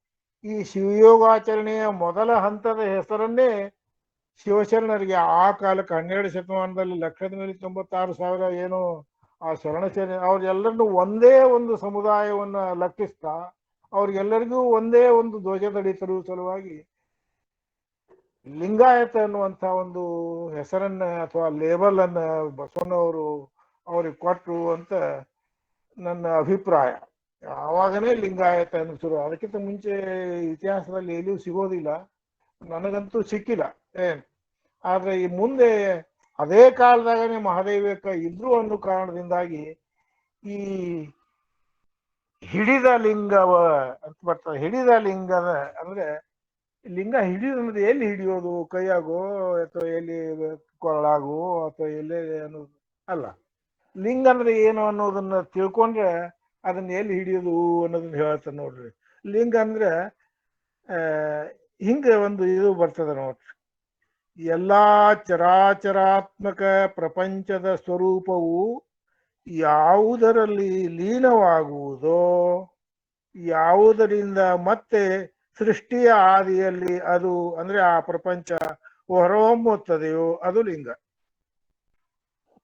ಎಲ್ಲಾ ಚರಾಚರಾತ್ಮಕವಾದ ಪ್ರಪಂಚದ ಸ್ವರೂಪವು ಯಾವುದರಲ್ಲಿ ಲೀನವಾಗುವುದೋ, ಯಾವುದರಿಂದ ಮತ್ತೆ ಸೃಷ್ಟಿಯ ಆದಿಯಲ್ಲಿ ಅದು ಅಂದ್ರೆ ಆ ಪ್ರಪಂಚ ಹೊರಹೊಮ್ಮುತ್ತದೆಯೋ ಅದು ಲಿಂಗ ಅಂತ. ನಾನು ನಿಮ್ಗೆ ಈಗಾಗಲೇ ಒಂದ್ಸಲ ಹೇಳೇನಿ ಬಸವಣ್ಣವರ ವಚನದಲ್ಲಿ, ಜಗದಗಲ ಮುಗಿಲಗಲ ಮಿಗೆಯಗಲ ನಿಮ್ಮಗಳ ಪಾತಾಳದಿಂದ ತತ್ತ ನಿಮ್ಮ ಶ್ರೀಚರಣ, ಬ್ರಹ್ಮಾಂಡದಿಂದ ತತ್ತ ನಿಮ್ಮ ಶ್ರೀ ಮುಕುಟ, ಅಗಮ್ಯ ಅಗೋಚರ ಅಪ್ರತಿಮ ಲಿಂಗವೇ ಎನ್ನ ಕರಸ್ಥಲಕ್ಕೆ ಬಂದು ಚುಳುಕಾದಿರಯ್ಯ ಕೂಡಲ ಸಂಗಮ ದೇವ ಅಂತ ಅಲ್ಲಿ ಆ ವಚನ ಏನು ಬರ್ತದೆ ಅದರದೇ ಇದೊಂದು ಭಾಷಾಂತರ ಇದ್ದಂಗದ ಅಥವಾ ಒಂದು ಗದ್ಯ ರೂಪದ ಅಂತಂದ. ಹಾಗಾಗಿ ಲಿಂಗ ಎಲ್ಲಿ ಬರ್ತದ? ಕರಸ್ಥಲದಲ್ಲಿ ಬರ್ತದ ನೋಡ್ರಿ. ಹಾಗೆ ಕರಸ್ಥಲ ಅಂದ್ರೆ ಏನು ಅನ್ನೋದನ್ನೇ ಒಂದು ಬಹಳಷ್ಟು ಸಲ ಏನಾಗ್ತದಂದ್ರೆ ಈ ಕರ ಅಥವಾ ಕರಸ್ಥಲವನ್ನ ಒಂದು ಕೈ ಅಥವಾ ಅಂಗೈ ಅನ್ನುವ ಅರ್ಥದಲ್ಲಿ ಬಹಳಷ್ಟು ಜನ ಸ್ವೀಕರಿಸ್ತಾರೆ. ಹಾಗಲ್ಲ, ಅದು ಸಾಮಾನ್ಯ ಒಂದು ಭಾವದಿಂದ ಅಥವಾ ಲೌಕಿಕವಾಗಿ ಲಕ್ಷಿಸಿದ ಕೈ ಕರ ಅನ್ನೋದು ಒಂದೇ ಅರ್ಥ ಕೊಡ್ತದ ಸರಿ. ಆದ್ರೆ ಕರಸ್ಥಲ ಅನ್ನೋದೇನೈತಲ್ಲ, ಆ ಶಿವಯೋಗಾಚರಣೆಯವರಿಗೆ ಅಂತರಂಗಾಚರಣೆಯಲ್ಲಿ ಏನು ಕಾಣ್ತಾರ ನೋಡ್ರಿ, ಅಥವಾ ನಾದ ಬಿಂದು ಕಲೆಗಳ ಕ್ಷೇತ್ರ ಅಂತ ನಾವೇನಂತೀವಲ್ಲ, ಅಥವಾ ಸದಾಶಿವನ ಕ್ಷೇತ್ರ ಅಂತ ಏನ್ ನಾವು ಅಂತೀವಲ್ಲ, ಅದು ಕರಸ್ಥಲ. ಆ ಒಂದು ಜಾಗದಲ್ಲಿ ಗುರು ದೀಕ್ಷಾ ಕೊಟ್ಟು ನಮ್ಮ ಆತ್ಮಸ್ವರೂಪವನ್ನ ನಮ್ಮ ಕಣ್ಣು ಮುಂದೆ ಪ್ರತಿಷ್ಠಾಪಿಸ್ತಾ ನೋಡ್ರಿ, ಅದು ಲಿಂಗ ಅಂತಂದ. ಹಾಗ ಈ ಲಿಂಗವನ್ನ ಒಳಗೆ ಹಿಡ್ಕೊಂಡು ಅನ್ನುವ ಅರ್ಥದಲ್ಲಿ, ಹಿಡಿದ ಲಿಂಗದ ವರ ವಿಭೂತಿಯ ತೊಡಹದಂಗದ ನೈಗೆ ಮುಸುಕಿದ ಬಿಡು ಮುಡಿಯ ನೋಡ್ರಿ. ಮುಡಿ ಅಂದ್ರೆ ಕೂದಲು ಏನು ತುರ್ಬ ಕಟ್ತಿರ್ತಾರ ನೋಡ್ರಿ, ಆವಾಗ ಕಟ್ತಿದ್ರು. ಈಗ ಅದು ಹೆಳಲಿಗೆ ಬಂದದ, ಅದಕ್ಕಿಂತ ಕಡಿಮೆಯಾಗಿ ಸಣ್ಣ ಒಂದು ಉದ್ದು ಕೂದಲಿನಂಗೆ ಬಂದದ ನೋಡ್ರಿ. ಹಿಡಿದ ಲಿಂಗದ ವರ ವಿಭೂತಿಯ ತೊಡದಂಗದ ಮೇಯಿಗೆ ಮುಸುಕಿದ ಬಿಡುಮುಡಿಯ ಹೊದಕೆಯ ವಿಲಾಸತೆ ರಾಹು ಚಂದ್ರಮನ ಹಿಡಿದು ನೆಟ್ಟನೆ ನಿಂದು ನಿಗುರುತ ಪಡವಿಳಿ ಬಂದಿದ್ದುದೋ ಎನೆ ಕಡು ವಿಡಕ್ತಿಯ ವೇಷ ಕಾಣಿಸಿ ತಿಂದು ಅದನೇಲಿ ಅಂತ. ಇಲ್ಲಿ ಹಾಗ ಬಿಡುಮುಡಿಯ ನಂತರ ಮಹಾದೇವಿಯಕ್ಕನವರು ಹೆಂಗ್ ಕಾಣಿಸಿದ್ರು ಅನ್ನೋದನ್ನ ಇಲ್ಲಿ ಚಾಮರಸ ಹೇಳ್ತಾನೆ ನೋಡ್ರಿ. ರಾಹು ಚಂದ್ರಮ ಅಂತಂದ್ರೆ ಚಂದ್ರಗ್ರಹಣದಲ್ಲಿ ಅಥವಾ ಪೂರ್ಣ ಚಂದ್ರಗ್ರಹಣದಲ್ಲಿ ಏನಾಗ್ತದ ಅಂತಂದ್ರೆ, ಚಂದ್ರ ಇಡಿಯಾಗಿ ಆವರಿಸ ಕತ್ತಲೆಯಿಂದ ಅಥವಾ ಒಂದು ಕಪ್ಪು ಛಾಯೆಯಿಂದ ಆವರಿಸಲ್ಪಡ್ತ, ಇದು ಚಂದ್ರ ಒಂದು ಕತ್ತಲೆಯ ಭಾಗದಿಂದ ಆವರಿಸಲ್ಪಡ್ತಾನೆ ಅನ್ಬೇಕಾದ್ರೆ ಅದಕ್ಕೇನೆ. ಆಗ ಆವಾಗ ನೀವು ಯಾರು ಪೂರ್ಣ ಚಂದ್ರ ಗ್ರಹಣ ಆದಾಗ ಆಕಾಶದಾಗ ನೋಡಿದವರಿಗೆ ಇದೊಂದು ಭಾವ ಸ್ಪಷ್ಟ ಆಗ್ತದೆ. ನೋಡಿದ್ರೆ ಅಲ್ಲಿ ಏನು ಇಲ್ಲ ಅಂತ ಅನಿಸ್ತದೆ, ಆದ್ರೆ ಮಬ್ಬಾಗಿ ಏನೋ ಒಂದು ವೃತ್ತದಲ್ಲಿ ಒಂದಿಷ್ಟು ಕಾಣಿಸುವಂಗೆ ಅನಿಸ್ತದೆ ನೋಡ್ರಿ. ಅಲ್ಲ, ನೀವು ಬಹಳಷ್ಟು ಜನ ಈಗ ನೋಡಿರೋ ಸಾಧ್ಯತೆ ಐತಿ. ಆದ್ರೂ ನಿಮಗ್ ನಾ ಅದನ್ನ ಮತ್ತೊಮ್ಮೆ ನೆನಪಿಸಿಕೊಡ್ತಾ ಇದ್ದೀನಿ. ಅದೇನು ಅಂದ್ರೆ, ಖಗ್ರಾಸ ಚಂದ್ರಗ್ರಹಣದಲ್ಲಿ ಆ ಒಂದು ನೆರಳಿನ ಒಂದು ಭಾಗದಲ್ಲಿ ಚಂದ್ರ ಕಾಣೋದಿಲ್ಲ ಅನ್ನೋದ್ರಿಂದ ಬೆಳದಿಂಗಳ ಮೂಡೋದಿಲ್ಲ. ಆದ್ರೂ ಕೂಡ ಆಕಾಶದಾಗ ನೀವು ನೋಡಿದ್ರಿ ಅಂದ್ರೆ ಮಬ್ಬಾಗಿ ವೃತ್ತಾಕಾರದಲ್ಲಿ ಒಂದು ಛಾಯೆ ಅಲ್ಲಿ ಕಾಣಿಸ್ತಿರ್ತದೆ. ಹಂಗ ಮಹಾದೇವಿಯಕ್ಕನವ್ರು ಕಾಣಿಸಿದ್ರು ಅಂತ ಚಾಮರ್ಸ ಹೇಳ್ತಾನೆ ನೋಡಿ. ಅದರ ಅರ್ಥ ಏನು ಅಂತ ಅಂದ್ರೆ, ಮಹಾದೇವಿಯಕ್ಕನವರು ಇಡೀ ಶರೀರ ಕಾಣಿಸಲಾರದಂಗ ಅವರು ಕೂದಲಿನಿಂದ ಆವರಿಸಿತ್ತು ಅವ್ರ ಶರೀರ ಅಂತ ಅರ್ಥ ನಾ ಮಾಡ್ತೀನಿ. ಏನ್ ಹಂಗ ಅವರ ಮುಖ ಕಾಣಿಸ್ತಿತ್ತು, ಪಾದಗಳು ಕಾಣಿಸ್ತಿದ್ವು ಅಂತಂದ. ಆ ನಂತರ ಮುಂಗೈ ಎತ್ ನಾವೇನಿತ್ತು ಮೊಳಕೈಯಿಂದ ಕೈ ಅಷ್ಟು ಭಾಗ ಮಾತ್ರ ಕಾಣಿಸ್ತಿತ್ತು. ಉಳ್ಕಿದೆಲ್ಲ ಕೂದಲಿನಿಂದ ಆವರಿಸಲ್ಪಟ್ಟಿತ್ತು ಅಥವಾ ಕೂದಲಿನಿಂದ ಮುಚ್ಚಿತ್ತು ಅಂತ ಅದರ ಅರ್ಥ. ಹಾಗ ನಾ ನಿಮಗೆ ಇಲ್ಲಿ ಒಂದು ವಿಶಿಷ್ಟ ಒಂದು ಪ್ರಸಂಗವನ್ನ ಹೇಳಿಕ್ಕೆ ಇಚ್ಛಪಡಿ. ಯಾರಿಗೂ ಇಲ್ಲೂ ನಾ ಇನ್ಕತ್ತಕ್ಕಾಗಿ ಮಾತು ಹೇಳಿಲ್ಲ, ಆದ್ರೂ ನಿಮ್ಗೆ ಹೇಳ್ತೇನೆ ನೋಡ್ರಿ. ಅದೇನು ಅಂದ್ರೆ ಆವಾಗ ಒಂದು ಪವಾಡ ನಡೀತದೆ. ನೀವು ಪವಾಡ ನಂಬ್ರಿ ಬೇಕಾರೆ ಬಿಡ್ರಿ, ಅದು ನಿಮಗೆ ಸಂಬಂಧಿಸಿದ್ದು. ಮಹಾದೇವಿ ಏಕನವರು ಅವ ಏನು ಕೌಶಿಕ ಸೀರೆಯನ್ನ ಸೆಳಿತ ನೋಡ್ರಿ, ಆವಾಗ ಗುರುವೇ ಅಂತ ನೆನಪಿಸ್ಕೋತಾರ. ಆವಾಗ ಅಲ್ಲಿ ಗುರುವಿಗೆ ಒಂಥರ ಅದು ಜಾಗೃತಿ ಬಂದು ಅಲ್ಲಿ ಅಲ್ಲಿ ಆ ಒಂದು ಮಹಾದೇವಿಯಕ್ಕನ ಕೂದಲು ಅಥವಾ ತಲೆಗೂದಲು ಇಡಿಯಾಗಿ ಶರೀರವನ್ನು ಆಕ್ರಮಿಸಿಕೊಂಡು ಬಿಡುವಂಗ ಕೂದಲು ಬೆಳೀತದ ಅಂತ ನನಗೆ ಒಬ್ಬರು ಶಿವಯೋಗಾಚರಣೆಯವರು ಹೇಳಿದ್ದು. ಅದನ್ನ ನಾನು ನಿಮ್ಮ ಮುಂದೆ ಇಟ್ಟನೆ ನನಗಿಷ್ಟೇ. ಅದಕ್ಕೆ ನೀವು ಸ್ವೀಕರಿಸೋದು ಬಿಡೋದು ನಿಮಗೆ ಸಂಬಂಧಿಸಿದ್ದು. ಇನ್ನು ಮುಂದಿನ ಒಂದು ಪದ್ಯಕ್ಕೆ ಹೋಗ್ತದೆ ನೋಡ್ರಿ. ತಂದೆ ತಾಯಿಗಳು, ನಂಟರಿಷ್ಟರು, ಬಂಧು ಬಳಗಗಳಿತರ ಜನಗಳು ಬಂದು ನಿಂದಲೇ ಅಕ್ಕ ನೀನಕಟೇಕೆ ಮರುಳಾದೆ ಎನ್ನೆನಲು ಶಿವಗರ್ಪಿಸಿದ ತನು. ಶಬ್ದ ಹೆಂಗದಾವ ನೋಡ್ರಿ. ಎನ್ನೆನಲು ಶಿವಗರ್ಪಿಸಿದ ತನುವಿಂದು ಮೊದಲಾಗಿ ಎನ್ನ ಹಂಬಲನೆ ನಿಂದು ಕಳೆಯುವುದು ನೀವೆನುತ ಮಹಾದೇವಿ ಜಾರಿದಳು. ಕೌಶಿಕನ ಒಂದು ಇವರು ಹೆಣ್ಣಾಳುಗಳು ಅಥವಾ ಒಂದು ಸೇವಕಿಯರು ಮಹಾದೇವಿಯಕ್ಕನವರ ಹಂತರ ಬಂದಾಗ ಆವಾಗನೇ ಮಹಾದೇವಿಯಕ್ಕನವರು ಒಂದು ವಿಚಾರವನ್ನ ಪಾರಾಗುವಂತ ಒಂದು ವಿಚಾರವನ್ನ ನಾನು ಆಗನೇ ಮಾಡ್ತೀನಿ ಅಂತ ಹೇಳ್ತಾರೆ ನೋಡ್ರಿ. ಅದು ಚಾಮರ್ಸ್ ಹೇಳ್ಯಾನಲ್ಲ, ಅದು ಇಲ್ಲಿ ಹೀಗೆ. ಅದಕ್ಕೆ ಇಲ್ಲಿ ಆ ವಿಚಾರಕ್ಕೆ ಅನುಗುಣವಾಗಿ ಅವರು ಇಲ್ಲಿ ದಾಟಿ ಹೋಗ್ತಾ ಇದ್ದಾರೆ. ಯಾರು ಬಂದು ಹೇಳಿದ್ರು ತಂದೆ ತಾಯಿಗಳು, ನಂಟರು, ಇಷ್ಟರು, ಬಂಧು ಬಳಗ ಇತರ ಜನಗಳು ಬಂದು ನಿಂದು ಎಲೆ ಅಕ್ಕ ನೀನಕಟೇಕೆ ಮರುಳಾದೆ, ಅವಾಗ ಯಾಕರೆ ಮರುಳಾದೆ, ಆ ಕಡೆ ಹೋದರೆ ಯಾಕೆ ನೀನು, ಅಲ್ಲಿ ಹೋಗ್ಬಾರ್ದಾಗಿತ್ತು ನೀನು ಎಂದೆನಲು ಶಿವಗರ್ಪಿಸಿದ ತನು ಇದು ಶಿವನಿಗೆ ಅರ್ಪಿಸಿದಂತ ಒಂದು ತನು. ಅಂದ್ರೆ ನಾನು ಶಿವಯೋಗ ಆಚರಣೆಯಲ್ಲಿ ಗುರುವಿನ ಒಂದು ದೀಕ್ಷೆ ಪಡ್ಕೊಂಡು ಆ ಆಚರಣೆಯನ್ನು ಸಾಧಿಸಿ ನನ್ನನ್ನು ನಾನು ಈಗಾಗಲೇ ಶಿವನಿಗೆ ಅರ್ಪಿಸಿ ಬಿಟ್ಟೇನಿ. ತಂದೆ ತಾಯಿಗಳು, ನಂಟರಿಷ್ಟರು, ಬಂಧು ಬಳಗಗಳು ಇತರ ಜನಗಳು ಬಂದು ನಿಂದಲೇ ಅಕ್ಕ ನೀನಕಟೇಕೆ ಮರುಳಾದೆ ಎಂದೆನಲು ಶಿವಗರ್ಪಿಸಿದ ತನು ಇಂದು ಮೊದಲಾಗಿ ಎನ್ನ ಹಂಬಲವಿಂದು ಕಳೆಯುವುದು ನೀವೆನುತ ಮಹಾದೇವಿ ಜಾರಿದಳು. ನನ್ನ ಏನು ಇಚ್ಛಾ ಇತ್ತು, ನನ್ನ ಏನು ನಾನು ಬಯಸಿದ್ದೆ, ಅದು ಹಿಂದೆ ಸಾಧ್ಯ ಆಗ್ಲಿಕ್ಕತ್ತದ. ಅದಕ್ಕೆ ನೀವು ನಿಮ್ಮ ಜಾಗಕ್ಕೆ ಹೋಗ್ರಿ, ನನ್ನ ಮಾರ್ಗಕ್ಕೆ ಹೋಗ್ತೀನಿ ಅಂತ ಹೇಳ್ತಾರೆ ನೋಡಿ ಮಹಾದೇವಿ ಅಕ್ಕನವರು. ಅದಕ್ಕೆ ಅವ್ರು ಏನಂತಾರು, ಐಸಲೆ ಇಷ್ಟ ಹೌದಲು, ಐಸಲೆ ನಮಗೇನು ತನ್ನಯ ವಾಸಿಯಿಂದ ವಿರಕ್ತಿ ಬಂದುದು, ಮೀಸಲಳಿಯದೆ ಕನ್ಯತನದಲ್ಲಿ ಶಿವನ ನಪ್ಪುವಡೆ ಲೇಸು ನಿಜ ಕುಲ ಕೋಟಿಗೆನುತವ ರೋಸರಿಸಿದರು ಬಳಿಕಲತಿ ಸುಖವಾಸದಲ್ಲಿ ಮಹಾದೇವಿ ನಡೆದಳು ಭಕ್ತಿ ಭಾವದಲ್ಲಿ. ಹಂಗ ನಿನ್ಗೇನ್ ತಿಳಿತೈತೆ ಅದನ್ನ ಮಾಡಂತಾರು. ಐಸಲೆ ನಮಗೇನು, ನಾವೇನು ಸುಮ್ಮ ಒಂದ್ ಮಾತು ಹೇಳಿ ನೋಡಿದೀವಿ, ಆಯ್ತು. ತನ್ನೆಯ ವಾಸಿಯಿಂದ, ಈ ಶಬ್ದ ಬಹಳ ಮಹತ್ವದೈತ್ ನೋಡ್ರಿ.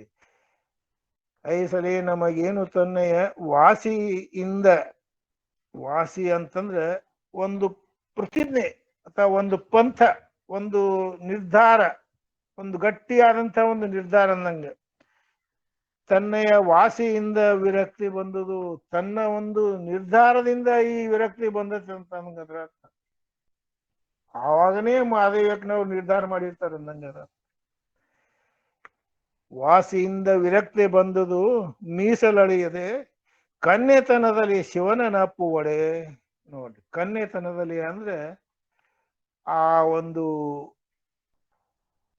ತನ್ನನ್ನು ತಾನು ಅರ್ಪಿಸುವ ಸಮಯದಲ್ಲಿ ಅದರ ಅರ್ಥ. ಕನ್ಯೆತನದಲ್ಲಿ ಶಿವನನ್ನಪ್ಪುವಡೆ.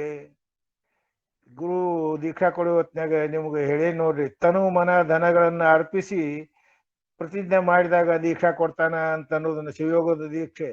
ಹಾಗ ಅದನ್ನ ತಗೊಂಡು ಆಚರಣೆ ಮಾಡಿ ತನ್ನನ್ನ ತಾನು ಅಂದ್ರೆ ಜೀವಾತ್ಮನನ್ನ ಪರಮಾತ್ಮನಲ್ಲಿ ಅರ್ಪಿಸಿರುವಂತಹ ಮಹಾದೇವಿಯತ್ನವರು ಅಂತ ನಾವಿಲ್ಲಿ ಅರ್ಥ ಮಾಡ್ಬೇಕಂತ ಮಾಡಬಹುದು. ನೀವು ತಿಳಿದಂಗೆ ನೀವು ಮಾಡಿ.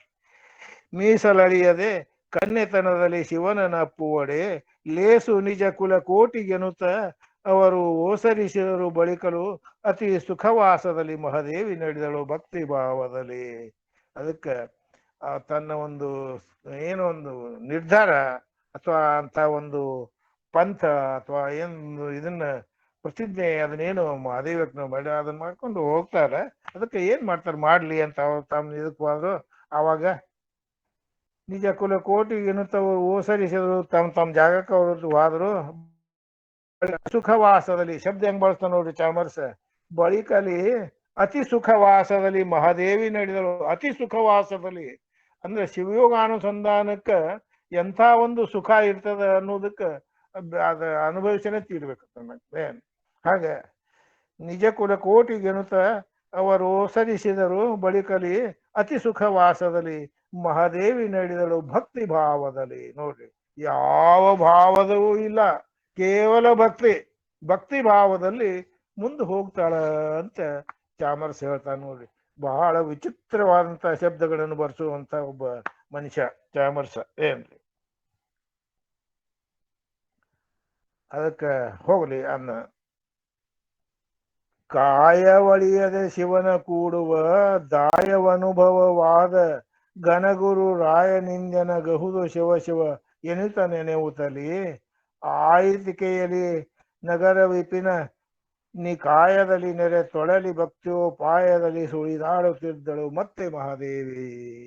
ಅವಾಗ ತಮ್ಮ ಒಂದು ಮೂಲದಲ್ಲಿ ಶಿವಾಚರಣೆ ಏನೊಂದು ಭಾವವನ್ನು ಹೊಂದಿದ್ರು ಆ ಭಾವದಲ್ಲಿ ಅವ್ರು ಹೋಗ್ತಾ ಇದ್ರು ಅನ್ನೋದನ್ನ ಇಲ್ಲಿ ಚಾಮರ್ಸ ಹೇಳ್ತಾನೆ ನೋಡ್ರಿ. ಅದಕ್ಕೆ ಈ ಒಂದು ಭಾವ ಏನು ಅಂತಂದ್ರೆ ಶಿವಯೋಗ ಆಚರಣೆಯ ಒಂದು ಕ್ರಮವನ್ನ ಇಲ್ಲಿ ಗೊತ್ತಿರ್ಲಾರ್ದನ ನಮಗ್ ತಿಳಿಸ್ತಾನ ನೋಡ್ರಿ ಚಾಮರ್ಸ. ಏನು ಕಾಯವಳಿಯದೆ ಕಾಯ ಮರಣಕ್ಕೊಳಗಾಗದ ಏನ್ ಈ ದೇಹವನ್ನು ಹಿಡದ ದೇಹವನ್ನು ಇರ್ತಾನೆ. ಕಾಯವಳಿಯದೆ ಶಿವನ ಕೂಡುವ ಶಿವಯೋಗಾಚರಣೆಯಿಂದ ಜೀವಾತ್ಮ ಪರಮಾತ್ಮನಲ್ಲಿ ಒಂದಾಗುವಂತ ಒಂದು ಕ್ರಿಯೆ. ಕಾಯವಳಿಯದೆ ಶಿವನ ಕೂಡುವ ದಾಯವನು ಅನುಭವವಾದ ಘನಗುರು ರಾಯನು ಇಂತಿಂದ ಎನಗಹುದು ಶಿವ ಶಿವ ಎನ್ನುತ್ತ ನೆನೆಯುತ್ತಲಿ ಆಯತಿಕೆಯಲ್ಲಿ ನಗರ ವಿಪಿನ ನಿಕಾಯದಲ್ಲಿ ನೆರೆ ತೊಳಲಿ ಭಕ್ತಿಯೋಪಾಯದಲ್ಲಿ ಸುಳಿದಾಡುತ್ತಿದ್ದಳು ಮತ್ತೆ ಮಹಾದೇವಿಯನ. ಕಾಯ ಅಳಿಲಾರ್ದೇನೆ ಶಿವನನ್ನು ಸೇರುವಂತ ಮಾರ್ಗ. ಅಂದ್ರೆ ಬಹಳ ಜನ ತೀರ್ಕೊಂಡಾಗ ಅಥವಾ ನಿಧನರಾದಾಗ ಅವ್ರು ಲಿಂಗೈಕ್ಯ ಅಂತಾರ. ಆಗಲಿ ನಂಗೆ ಅದಕ್ಕೇನಾಯ್ತು, ಏನ್ ಸಮಸ್ಯೆ ಇಲ್ಲ. ಕಾಯು ಅಳಿಯದೆ ಶಿವನನ್ನು ಸೇರುವಂತ ಉಪಾಯ ಯಾವುದರಿದ್ರೆ ಅದು ಶಿವಯೋಗಾಚರಣೆ. ಕಾಯವು ಅಳಿಯದೆ ಶಿವನನ್ನು ಸೇರುವಂತ ಈ ಒಂದು ಮಾರ್ಗ ಶಿವಮಾರ್ಗ ಏನತ್ ನೋಡ್ರಿ. ಶಿವ ಶಿವ ಯಾವ ಘನಗುರು ರಾಯನಿಂದ ನನಗೆ ಆಗುತ್ತದೋ ಎಂದು ಮಹಾದೇವಿ ನೆನೆಯುತ್ತ ವಿಶಾಲವಾದ ಪಟ್ಟಣ ಹಾಗೂ ಕಾಡುಗಳಲ್ಲಿ ಅಲಿದಾಡಿ ಭಕ್ತಿಯ ಸುಲಭ ಸಾಧನದಲ್ಲಿ ಸುಳಿದಾಡುತ್ತಿದ್ದಳು ಅಂತ ಚಾಮರಸ ಹೇಳ್ತಾನೆ. ಇಲ್ಲಿ ಚಾಮರಸ ಈ ಒಂದು ಭಾವದಲ್ಲಿ ಅಂದ್ರೆ ಮಹಾದೇವಿಯಕ್ಕ ಇನ್ನೂ ಗುರುರಾಯನ್ ಹುಡ್ಕೋತ್ ಹೊಂಟ್ಲು ಅಂತ. ಇದು ನಿಮಗೆ ಈಗಾಗಲೇ ನಾ ಹೇಳೇನಿ. ಅದೇನು ಅಂತಂದ್ರೆ ಮಹಾದೇವಿಯಕ್ಕನ ಗತಿ ಭಾವ ಬೆತ್ತಲೆಯಾದವ ಸಾಧಕನ ಗತಿ. ಅಂದ್ರೆ ಭಾವ ಬೆತ್ತಲೆ ಮಾಡಿಕೊಂಡು ಯಾವ ವ್ಯಕ್ತಿ ಗುರುವಿನಿಂದ ಶಿವದೀಕ್ಷೆಯನ್ನು ಪಡ್ಕೋತಾನೋ ಆ ಭಾವ ಬೆತ್ತಲೆ ಅಂತ ಸ್ಥಿತಿಯಲ್ಲಿ ಅವ ಶಿವಯೋಗಾಚರಣೆಯನ್ನು ಮುಂದುವರಿಸ್ತಾನ ಅಂತ ಹೇಳುವ ಬದಲಾಗಿ ಕಾಯವಳಿಯದೆ ಶಿವನ ಕೂಡುವ ದಾಯವನುಭವವಾದ ಘನಗುರು ರಾಯ ನಿಂದೆನಗಹುದು ಶಿವ ಶಿವ. ಹಾಗ ಅಲ್ಲಿ ಆ ಒಂದು ವಿಚಾರವನ್ನೇ ಚಾಮರಸ ಇಲ್ಲಿ ತಂದು ಇಡ್ತಾನೋ. ಅದರ್ಥ ಮಹಾದೇವಿಯಕ್ಕ ಶಿವಯೋಗ ಆಚರಣೆ ಮಾಡಿದ್ದಿಲ್ಲ ಅಂತ ಅಲ್ಲ, ಅದು ಆ ಭಾವನೆ ಈ ಗತಿಗೆ ಅನುಗುಣವಾಗಿ ಅವ ಹೇಳ್ಬೇಕಾಗಿದೆ ಹೇಳ್ತಾನತ್ತನ್ನ. ಹಂಗ ಕಾಯ ಅಡಿಲಾರ್ದ ಶಿವನನ್ನು ಸೇರುವಂತ ಒಂದು ಉಪಾಯ ಏನಿದೆ ನೋಡ್ರಿ, ಆ ಅನುಭವ ಶಿವ ಶಿವ ಯಾವ ಘನಗುರು ರಾಯನಿಂದ ನನಗೆ ಆಗುತ್ತದೆಯೋ ಅಂತ ಮಹಾದೇವಿ ನೆನೆಯುತ್ತ ವಿಶಾಲವಾದ ಪಟ್ಟಣ ಹಾಗೂ ಕಾಡುಗಳಲ್ಲಿ ಅಲಿದಾಡಿ ಭಕ್ತಿಯ ಸುಲಭ ಸಾಧನದಲ್ಲಿ ಸುಳಿದಾಡುತ್ತಿದ್ದಳು ಅಂತ ಹೇಳ್ತಾನೆ ನೋಡಿ ಚಾಮರಸ. ಹೇಳುವುದನ್ನೇ ಬಹಳ ವಿಚಿತ್ರ ತನ್ನ ಒಟ್ಟಿಗೆ. ಎಲ್ಲಿ ಸಜ್ಜನವೆಲ್ಲಿ ನಿರ್ಜನವೆಲ್ಲಿ, ಗಿಡು ಮಡುವೆಲ್ಲಿ, ತರುಗಿರುವೆಲ್ಲಿ, ಗಹ್ವರವೆಲ್ಲಿ, ಪೂಗೊಳವೆಲ್ಲಿ, ಲತೆ ಪುಳಿನ ಎಲ್ಲ ಎಡೆಯಲ್ಲಿ ಹಾಡುತ್ತ ಆಡುತ್ತ ಮೆಲ್ಲ ಮೆಲ್ಲನೆ ಎರಸುತ್ತ ಇದ್ದಳು ಅಲ್ಲಮ ಪ್ರಭು ಗುರುಹೇಶ್ವರನನು ಮಹಾದೇವಿ ಅಂತ ಈ ಒಂದು ಕೊನೆಯ ಪದ್ಯ ಇದು. ಇಲ್ಲಿ ಮಹಾದೇವಕ್ಕನವ್ರು ಏನ್ ಮಾಡ್ತಾರ ಅಂತಂದ್ರೆ, ಆಗ ಹೋಗೇ ಹೋಗ್ತಾರತ್ತ ಅಂತ ಹೇಳುವ ಸಲುವಾಗಿ ಈ ಪದ್ಯವನ್ನು ಇದನ್ನ ಮಾಡ್ತಾರೆ. ಮತ್ತೆ ಮುಕ್ತಾಯದ ಪದ್ಯ ಅನ್ನೋದ್ರಿಂದ ಆ ಒಂದು ಅರ್ಥದಲ್ಲೇನೆ ಅದನ್ನ ಹೇಳ್ತಾನೆ ನೋಡ್ರಿ. ಎಲ್ಲಿ ಸಜ್ಜನರು ಇರ್ತಾರ ಅಲ್ಲಿ ಹೋಗ್ತಾರ, ಎಲ್ಲಿ ನಿರ್ಜನ ಪ್ರದೇಶ ಇರ್ತದ ಅಲ್ಲಿ ಹೋಗ್ತಾರ, ಎಲ್ಲಿ ಗಿಡ ಮರಗಳು ಅದಾವ ಅಲ್ಲಿ ಹೋಗ್ತಾರ, ಎಲ್ಲಿ ಗುಹೆಗಳದಾವೋ ಅಥವಾ ಎಲ್ಲಿ ಅಲ್ಲಿ ಹೋಗ್ತಾರೆ, ಹೂಗಳಿದ್ದಲ್ಲಿ ಹೋಗ್ತಾರ, ಅಥವಾ ಬಳ್ಳಿ ಎಲ್ಲಿ ಅದ್ದೆ ಅಲ್ಲಿ ಹೋಗ್ತಾರ. ಈಗ ಎಲ್ಲಾ ಕಡೆನೂ ಆಡುತ್ತಾ ಆಡುತ್ತಾ ಅಲ್ಲಮ ಪ್ರಭುವಾಗಿರುವ ಗುರುಗುಹೇಶ್ವರನನ್ನು ನೋಡ್ರಿ ಮೆಲ್ಲ ಮೆಲ್ಲನೆ ಅರಸುತ್ತಿದ್ದಳು ಅಲ್ಲಮ ಪ್ರಭು ಗುರುಗುಹೇಶ್ವರನನು. ನಿಮ್ಗ ಈಗ ಒಂದ್ಸಲ ಮಾಯಾ ಸಂಪುಟವನ್ನು ಹೇಳುವಾಗನ ಒಂದು ಮಾತು ಹೇಳಿ ನೋಡ್ರಿ. ಅದೇನು ಅಂತಂದ್ರೆ, ಶರಣೀಯರ ಎಲ್ಲಾ ಅಂಕಿತಗಳು ವಚನಾಂಕಿತಗಳು ಅವು ಪರಶಿವನನ್ನು ಸಂಕೇತಿಸ್ತಾವ ಅನ್ನೋದ್ರಿಂದಾಗಿ ಆ ಎಲ್ಲಾ ಸಂಕೇತಗಳು ಪುಲ್ಲಿಂಗದಾಗ ಅದಾವ ಅನ್ನೋದನ್ನ ನಿಮಗೆ ಹೇಳೇನ. ಹಾಗ ಇಲ್ಲಿ ಈ ಚಾಮರಸ ಏನು ಕೊನೆಗೆ ಹೇಳ್ತಾನೆ ನೋಡ್ರಿ, ಮೆಲ್ಲ ಮೆಲ್ಲನೆ ಅರಸುತ್ತಿದ್ದಳು ಅಲ್ಲಮ ಪ್ರಭು ಗುರುಗುಹೇಶ್ವರನು ಮಹಾದೇವಿ ಅನ್ನುವಲ್ಲಿ ಪರಶಿವನನ್ನ ಅರಸ್ತಾ ಇದ್ಲು ಅಂತ ಅರ್ಥೈಸ್ಬೇಕತ್ತ ನನಗದ ಅರ್ಥ. ಹಂಗ ಈ ಒಂದು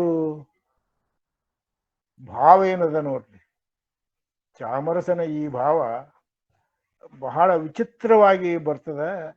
ಈ ಭಾವದಲ್ಲಿ ನಾವು ಮಹಾದೇವಿಯಕ್ಕನವರು ಈ ಗತಿಯನ್ನ ಯಾವ್ಯಾವ ರೀತಿ ಲೌಕಿಕವಾಗಿ ತಗೊಂಡವರು ಲೌಕಿಕವಾಗಿ ಅದನ್ನ ಅರ್ಥೈಸ್ತಾರ.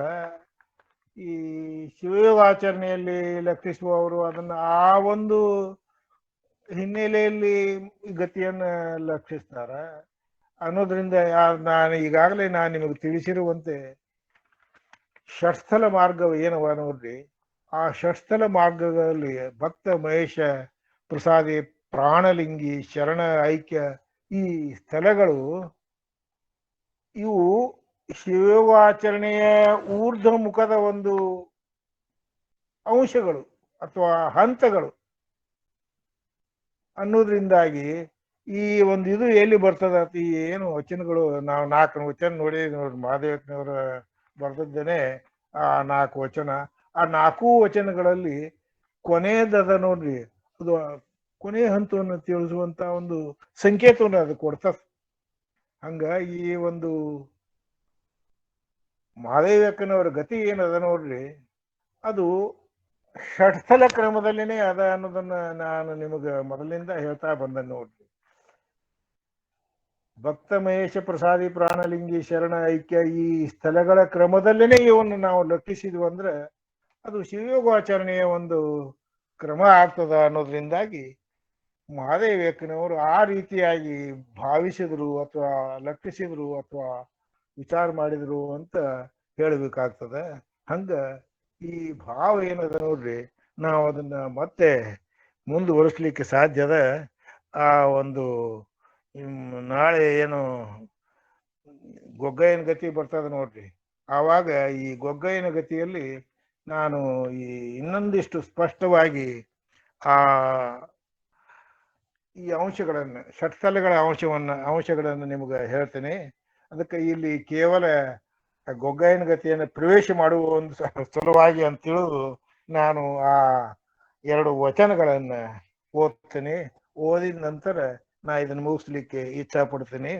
ಗೊಗ್ಗಾಯನ ಗತಿ ಏನು ಅಂತ ಅದು ನಾನು ಉಳಿದ ಈ ಎಲ್ಲಾ ಒಂದು ವಚನಗಳೇನು ಒಂದು ಚಾಮರಸ ಕೊಟ್ಟ ನೋಡ್ರಿ, ಆ ಯಾವ್ಯಾವ ಒಂದು ಸ್ಥಳದಲ್ಲಿ ಅವು ಅದಾವ ಅನ್ನೋದನ್ನ ನಾನು ಲಕ್ಷಿಸಿ ಈ ಗೊಗ್ಗಾಯನ ಗತಿ ಗುರುಕರ್ಣ ಸ್ಥಳದಲ್ಲಿ ಐತಿ ಅಂತ ನಾನು ನೋಡೇನೆ ತಂದಂಗ. ಹಂಗ ಈ ವಚನಗಳನ್ನು ಒಂದ್ಸಲ ಓದ್ಬಿಡ್ತೀನಿ ನೋಡ್ರಿ.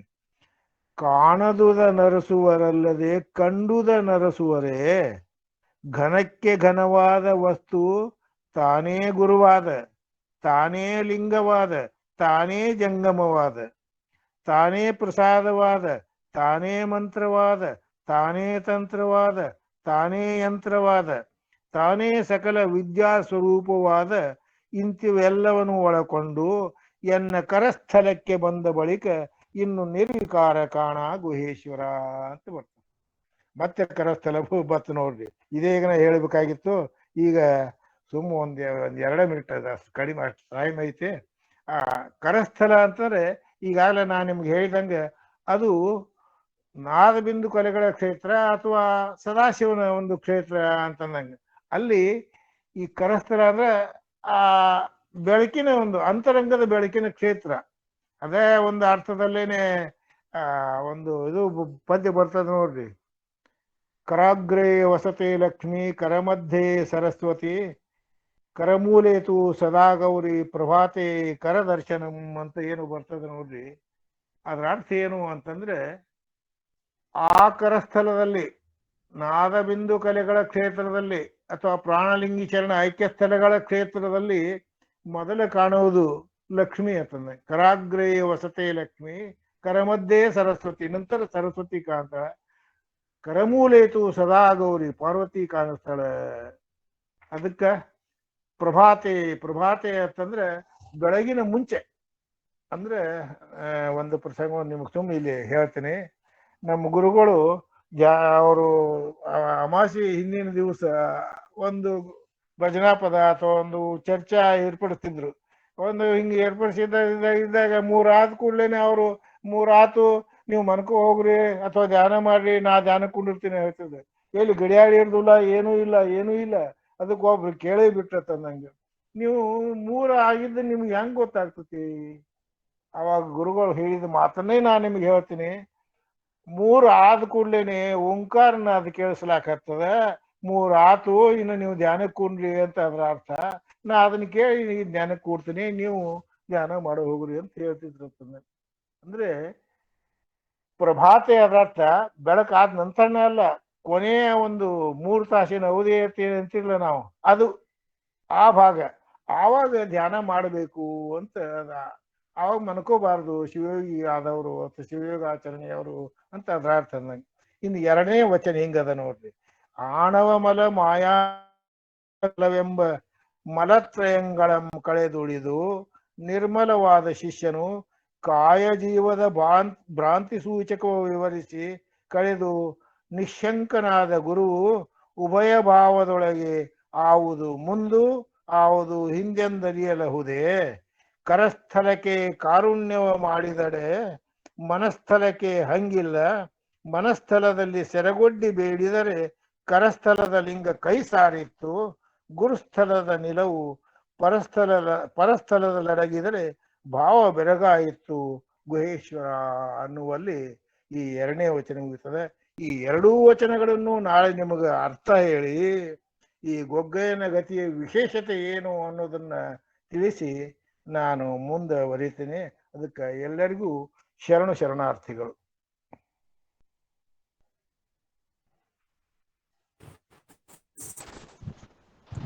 ಧನ್ಯವಾದಗಳು ಡಾಕ್ಟರ್ಜಿ. ಶರಣಾರ್ಥಿಗಳು. ಬಹಳ ಅದ್ಭುತವಾದಂತ ಅನುಭವ ಚಿಂತನವನ್ನ ತಾವು ಮಾಡಿದ್ರಿ. ತಮಗೇನಂತ ಭಕ್ತಿಯ ಶರಣಾರ್ಥಿಗಳು, ಧನ್ಯವಾದಗಳು. ಇವತ್ತಿನ ಚಿಂತನವನ್ನ ಮತ್ತೆ ಯಾರಾದ್ರೂ ಶಾಂತಲಾಕ್ಕ ಏನಾದ್ರೂ ಒಂದಿಷ್ಟು ಮತ್ತಷ್ಟು ಅನುಭವವನ್ನು ಹಂಚ್ಕೊಳ್ಳೋರಿದ್ರಿ ಅಂದ್ರ ಅವ್ರು ಹ್ಯಾಂಡ್ ರೈಸ್ ಮಾಡ್ಬೇಕು. ಶಾಂತಲಾಕ್ಕ ಮಾತಾಡ್ರಿ.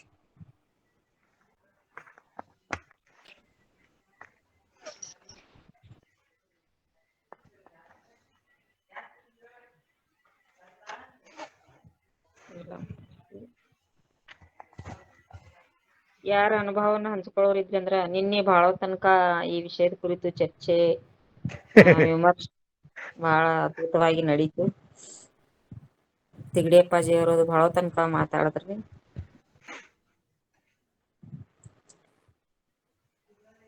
ರಘುರಾಮ್ ಭಟ್ ಅಪ್ಪಾಜಿ,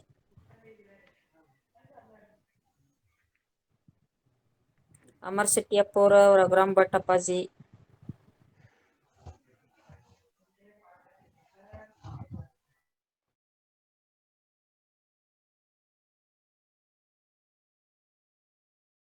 ಶಿವಕುಮಾರ್ ಪೌಟೇಣ್ಣವ್ರ ಮಾತಾಡ್ರಿ. ಓಂ ಶ್ರೀ ಗುರು ಬಸವಲಿಂಗಾಯ ನಮ. ನಾವೇನ್ ಮಾತಾಡೋದು ಇಲ್ಲಿ ನಮ್ಮ ಗುರುಗಳು ಶಿವಯೋಗದ ಬಗ್ಗೆ ಹೇಳಿದಾಗ ನಾವು ಇತಿಹಾಸ ಸಂಶೋಧಕರು ಸುಮ್ಮನೆ ಇರ್ಬೇಕಾಗುತ್ತೆ, ಇಲ್ಲ ಕೇಳಬೇಕಾಗುತ್ತೆ. ಇಷ್ಟೊತ್ತು ಕೇಳ್ತಾ ಇದ್ದೆ. ನಮ್ಮ ಗುರುಗಳು ಡಾಕ್ಟರ್ ಡಿ ಎ ಬಾಗಲಕೋಟ್ ಅವರು